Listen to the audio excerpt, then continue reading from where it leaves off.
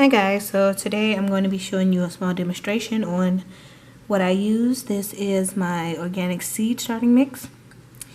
It is OMRIG listed for organic growers. It's by Burby. It expands to 8 ounces in about 2 minutes. To expand this brick, this is how it looks.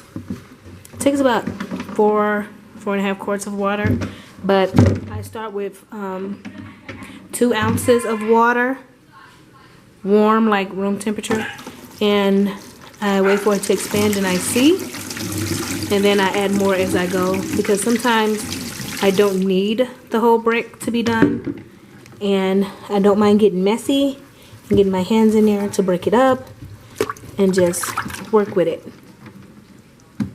So we'll see what that's like in 2 minutes. Okay, so it's been about 2 or so minutes, and I'm going to move it over a little bit for some better light. And look how much it expanded. It really expanded a whole bunch. And just, you know, break it up. And it's moist and it's loose. And I really love it. So this is what's left. Because normally I never use a whole brick when I'm doing my seed starters. So I just let it go. And it smells really, excuse me for the camera lens, it smells really nice to me. And it's great. You can add any amendment to it, but I don't add anything until my seedlings get their first true leaves. And then I go back in and I add compost tea for fertilizer and whatever else is needed. Okay, so that is how you expand the brick for the cocoa core. And let's move on. Okay, so these are seedlings that I've started with the cocoa core from what I showed you earlier. These are my little seedlings. And if you can just barely see, they are starting to get their second set of leaves, which are seedlets. Oh, also, do you see the ant? Yeah. I am trying to focus in on him and he is running. But I have an ant. Yay me. Moving on. My collard greens popped up. I put 2 seeds in each hole, just in case if one didn't germinate. And lo and behold, every single one, well, except for this little guy, had a set of twins, and that one which the cat ate. So everything pops up, so I will not be thinning out because there were only 2. I'm going to separate them once I change them out to get them outside. Here are my tomato plants, but this is a special variety of tomato. This is a small bush variety that could go in a pot. I think it's called Teeny Tom tomato. I have to double check. Also, I started a squash variety. These are our butternut squash that we had from last season. We saved some seeds, and I wanted to see if they would germinate, and Lord, did they germinate. And if you can see right here, it's starting to get its first set of true leaves. So these babies are just about ready for some fertilizer. I recommend that you give a nice amount of fertilizer to your starting plants if they're outside, and then a minimum amount if you're going to keep them inside, because these hold a lot more, so all the drainage goes down to the bucket, then it can reuse it. Outside, most of the time, they get washed away. So depending on whether your plants are very hungry with nitrogen or phosphorate, that should let you know. Read the back of the instructions, whether you use compost tea, or if you buy your fertilizer, liquid fertilizer, or fertilizer that has to be diluted in water. It's really up to you. I mean, I'm not an expert on what does, because some people have better with compost teas, some people have better with buying stuff from the store. Me, I use both. I experiment with both and see which plant likes what better. Also, update. This was a sweet potato, and this is how we literally, and I do mean literally, grow sweet potatoes. This is my root system. Gorgeous, isn't it? And I used one of my canning jars that I use for my jams and jellies. And we have a little friend this morning. That, guys, will grow into a sliver. And I'll take this off and put it in some water, and then it'll grow roots. And from that, I will get sweet potatoes.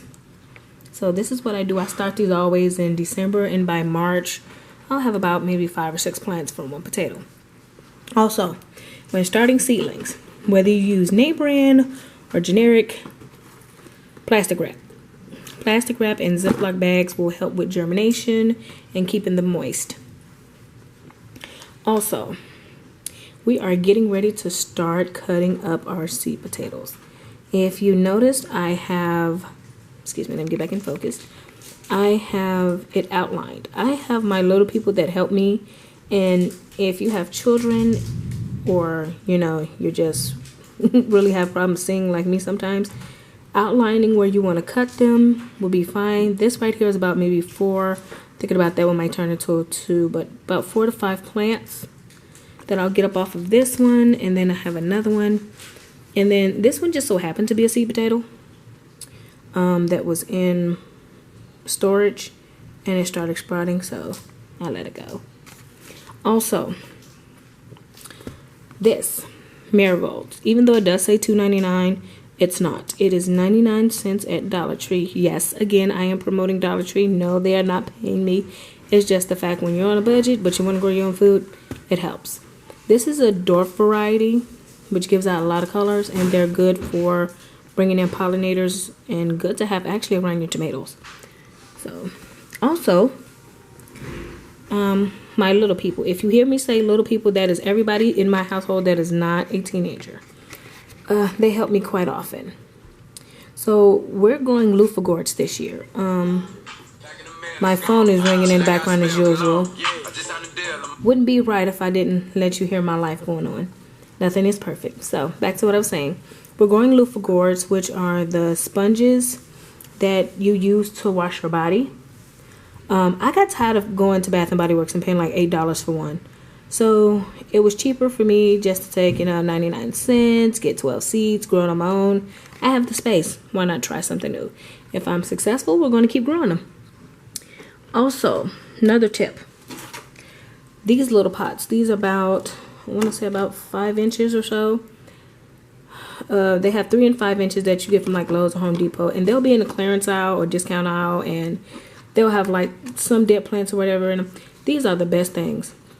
If you catch the guy who's ahead of the garden center, he'll give you like a ton of these just for free because they're going to the garbage. So I bring them home, I wash them off with a little soap water, and I even take the trays, which help me, get to where I have to go as far as not buying anything. I told you I like to do stuff on a budget.